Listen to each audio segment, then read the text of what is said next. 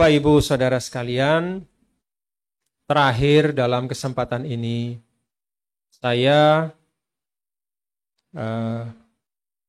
menyampaikan harapan kepada kita semua.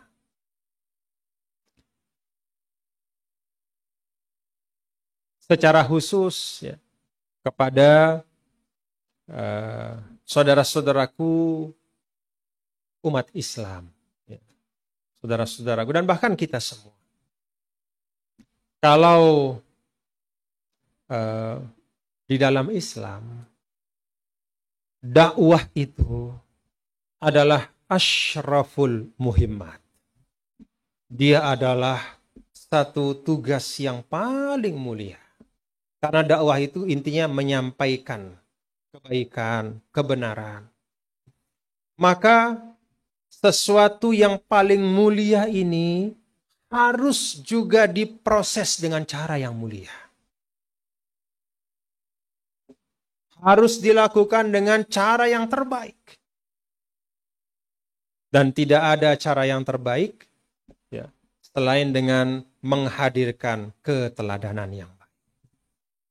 Maka saya berharap satu sama lain kita bisa menjadi teladan untuk saudara kita. Tidak ada kita yang sempurna, Bapak Ibu. Tapi mari kita upayakan supaya dari diri kita ini ada kebaikan yang bisa dicontoh oleh orang. Udah cukup. Karena begitu ada kebaikan kita yang dicontoh oleh orang, lalu dia melakukannya, maka kembali kepada kaidah yang pertama tadi. Setiap dia melakukan yang baik itu, kita dapat pahalanya.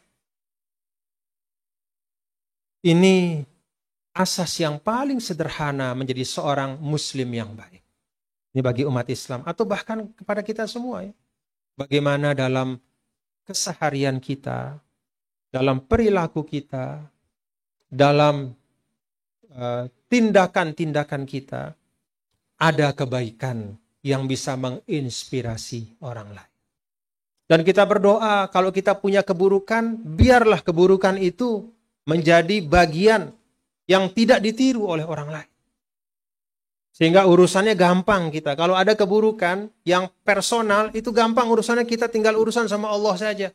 Tapi kalau keburukan kita menginspirasi orang lain untuk juga berbuat yang buruk, itu urusannya nggak selesai hanya dengan Allah saja. Kita harus ikut menangani apa-apa keburukan yang muncul dari keteladanan yang tidak baik dari diri kita. Maka Bapak, Ibu, Saudara sekalian, saya mengajak kita semua untuk mari mentradisikan kebaikan dan mulai dari hal-hal yang sederhana, mulai dari bagaimana kita berinteraksi satu sama lain, bagaimana kita bergaul satu sama lain, bergaul dengan asas ikhlas satu sama lain. Kita ini beragam, Bapak Ibu. Ya, sederhananya yang paling sering dipermasalahkan itu kan sekarang ini sering kali permasalahan beda agama. Jadi agama itu, perbedaan agama itu sering kali dipermasalahkan. Padahal agama hadir bukan untuk dipermasalahkan. Agama itu kan hadir untuk menjadi rahmah, menjadi panduan. Bukan hanya menjadi tuntunan tapi juga menjadi tatanan. Kan Islam mengajarkan kita begitu. Ada tatanan, ada tuntunan. Tatanan itu mencakup alam raya ini. Maka bumi Allah ini kalau dalam Al-Quran itu kan ma tara fi khalqir rahmani min tafawut. Enggak ada cacatnya. Kalau kita lihat langit pada saat terang itu awannya lebih indah dari pelukis-pelukis yang paling hebat sekalipun.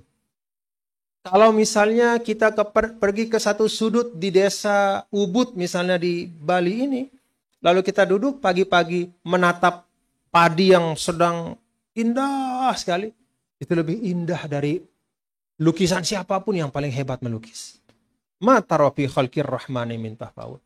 Itu tatanan yang Allah ciptakan. Menjaga tatanan ini bagian dari esensi agama.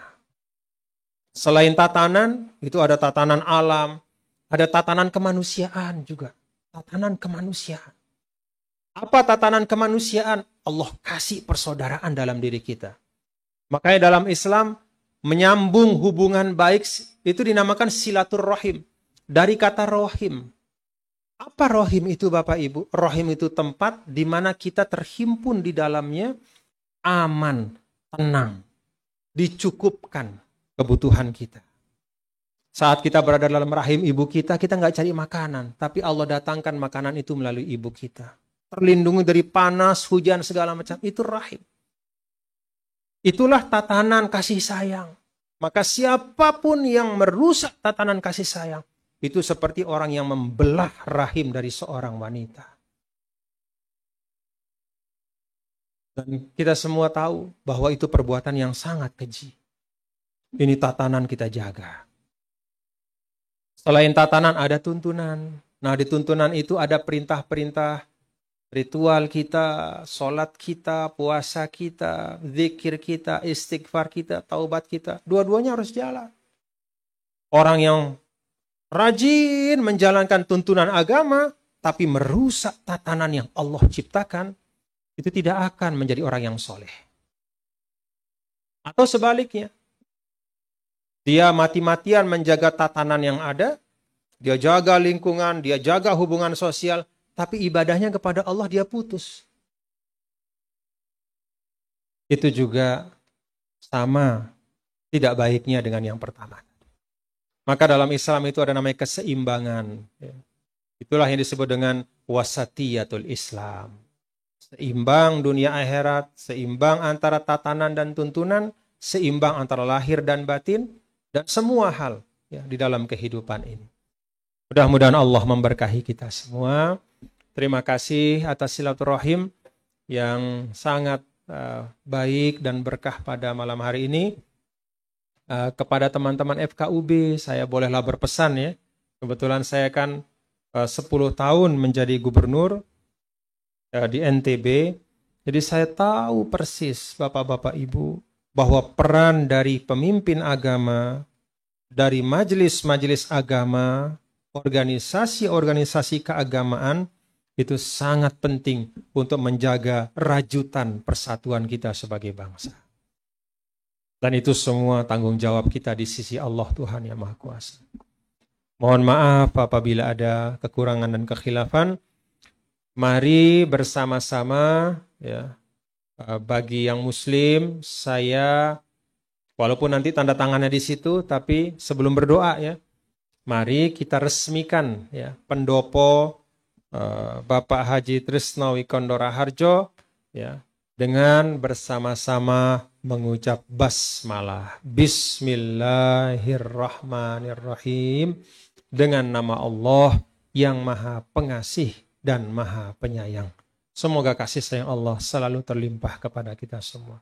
Terima kasih, mohon maaf atas mungkin ada kekhilafan saya dalam menyampaikan, ada kata-kata yang kurang berkenan mungkin, ya maklumlah kita ini manusia ya.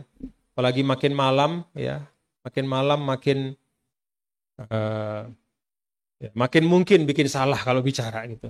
Jadi saya mohon maaf ya kalau ada kekhilafan saya, dan semoga silaturahim malam hari ini menjadi awal dari terus-menerus semakin kokohnya persaudaraan kita. Terima kasih, selamat malam.